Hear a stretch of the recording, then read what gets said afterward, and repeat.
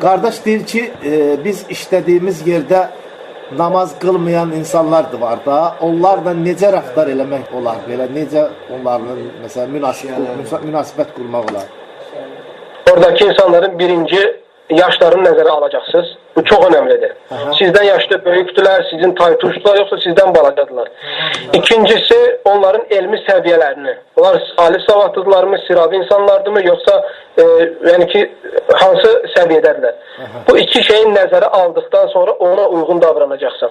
Məsələn, bir insan səndən yaşlıdırsa və yaxud da ziyallıdırsa, sən onunla danışmağından daha çox əxlaq təsir eləyir. Yəni, onunla gözəl davranmaq, onunla əxlaqla davranmaq, əməli olaraq dəvətin səndən yaşlı olan və savadlı olan insandan əxlaqla dəvət eləmək daha çox təsir eləyir.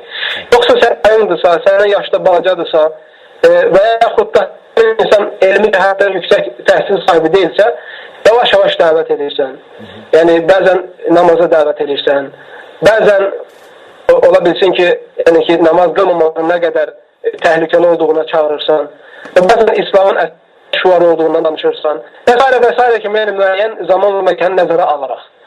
Yaxşı olar ki, əgər bu insanlarla gündəlik qarşılaşırsansa, nəinki iş yerində var, dəvət etmək üçün müəyyən məqamlar seçirsən.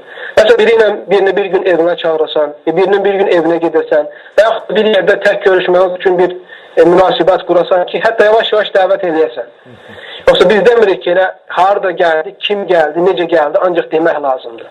Xeyr, tarixə baxsaq görərək ki, Peyğəmbər s.ə.v yaşı nəzərə alıb, insanların elmi səviyyələrini, ziyanlı olmalarını nəzərə alıb və buna görə dəvət edib.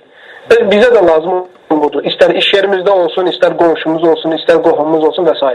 İxlasla.com saytı tərəfindən təqdim olundu.